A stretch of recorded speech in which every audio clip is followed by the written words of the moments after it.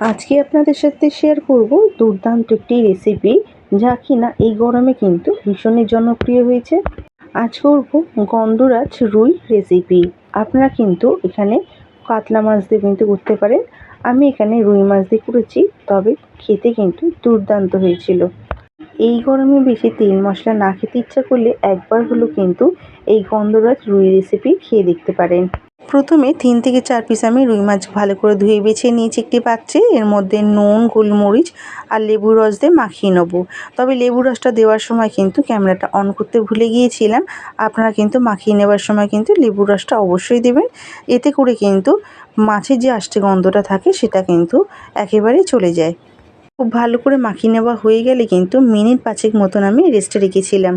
এরপর মাছটি ভাজার জন্য পরিমাণ মতন কড়াইয়ে তেল দিয়ে তেলটি যখনই গরম হয়ে আসবে একে একে মাছের পিসগুলো দিয়ে বেশ ভালো করে কড়া করে ভেজে তুলে নেব। এতে করে কিন্তু খেতে বেশ ভালোই লাগে। হয়ে গেলে একটি পাত্রে তুলে নেব। এরপর মশলার জন্য শিলে নিয়ে নিয়েছি পেঁয়াজ কুচি, লঙ্কা কুচি, আদা কুচি আর নিয়েছি 8 থেকে 10টা মতন গোলমরিচ, গোটা গোলমরিচ নিয়ে ভালো করে বেটে নিয়েছি। এটা কিন্তু আপনারা মিক্সিতেও করতে পারেন। আরেকটি মশলা রেডি করে নেব। কাজু আর চারমগজ বাটা আমি বেটে একটি বাটির মধ্যে নিয়েছি। সাথেই নিয়েছি 2 চামচ মতন টক দই নিয়ে খুব ভালো করে ফেটিয়ে নেব। এরপর ওই তেলের মধ্যে ফোড়নে দেবো তেজপাতা, শুকনো লঙ্কা ভালো করে ভেজে নিয়ে পেঁয়াজ, কাঁচা লঙ্কা যে বাটাটা বেটেছিলাম সেই মশলাটি দিয়ে ভালো করে কষিয়ে নেবো যতক্ষণ না কাঁচা গন্ধটি যাচ্ছে এবং মশলা থেকে ভালোভাবে তেলটা ছাড়া অবধি কিন্তু কষিয়ে নেব। হয়ে গেলে দিয়ে দেবো স্বাদ মতো নুন দিয়ে আবার খুব ভালো করে মিশিয়ে নেব।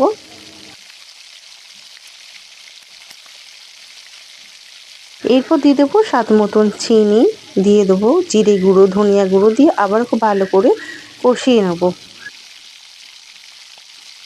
কষিয়ে নেওয়া হয়ে গেলে কিন্তু আমি যে টক দই, কাজু বাদাম যে পেস্টটা বানিয়ে রেখেছিলাম সেটি দিয়ে বাকিটা কিন্তু একটু বাটি ধোয়ার জলও দিয়েছিলাম। সব কিছু খুব ভালো করে মিশিয়ে ফুটতে দেবো। এদিকে নিয়েছি গন্ধরাজ লেবুর সবুজ অংশটি গ্রেট করে নিয়েছি আর নিয়েছি গন্ধরাজ লেবুর পাতা আর গন্ধরাজ লেবু এইভাবে আমি পিস পিস করে কেটে নিয়েছি। কষে নেওয়া হয়ে গেলে পরিমাণ মতন গ্রেভির জন্য জল দিয়ে যখনই ফুট ধরতে শুরু করবে আগে থেকে ভেজে রাখা মাছ আর যে সবুজ অংশটা গ্রেট করে রেখেছিলাম সেটি দিয়ে দেবো আর লেবু পাতা দিয়ে মিনিট 5 ঢাকনা দিয়ে রান্না করে নিলে কিন্তু আমাদের এখানে গন্ধরাজ রুই একেবারে পরিবেশনের জন্য রেডি। তবে পরিবেশন করার আগে ওপর থেকে 1 চামচ ঘি আর দিয়েছি গন্ধরাজ লেবুর পিসগুলো দিয়ে গ্যাসের ফ্লেমটি অফ করে ঢাকনা চাপা দিয়ে কিছুক্ষণ রাখলে কিন্তু পরিবেশনের জন্য একদমই রেডি। তবে এখানে মনে রাখবেন গন্ধরাজ লেবুর পিসগুলো দিয়ে কিন্তু আর কিন্তু ফোটানো যাবে না। একদম কিন্তু গ্যাসের ফ্লেমটা অফ করে রাখবেন। যদি ফোটাতে যান তাহলে কিন্তু খাবারটি তিতো হয়ে যাবে আর কিন্তু খেতে পারবেন না। আর এটি পরিবেশন করার সময় কিন্তু লেবুর এই পিসগুলো কিন্তু তুলে আপনারা ফেলে দেবেন। এই রেসিপিটি কিন্তু আমি গরম গরম ভাতের সাথে পরিবেশন করেছিলাম ঠিকই, কিন্তু আপনারা গরম গরম ভাতের সাথে শুধু নয়, আপনারা কিন্তু ফ্রাইড রাইস কিংবা পোলাওয়ের সাথে কিন্তু পরিবেশন করতে পারেন। খেতে কিন্তু অসাধারণ হয়। রেসিপিটি দেখে বুঝতেই পারলেন একদমই কিন্তু সিম্পল একটি রেসিপি আর এই গরমের জন্য কিন্তু একেবারেই আদর্শ খাবার। আমি বলবো একঘেয়েমি মাছের ঝোল না খেয়ে অন্তত এই রকমভাবে একবার হলেও বাড়িতে বানান। দেখবেন আঙুল তো চেটেপুটে খাবে আর কিন্তু এক থালা ভাত নিমেষেই শেষ হয়ে যাবে। তাছাড়াও একবারের জায়গায় কিন্তু আপনারা বারবার বানিয়ে খাবেন।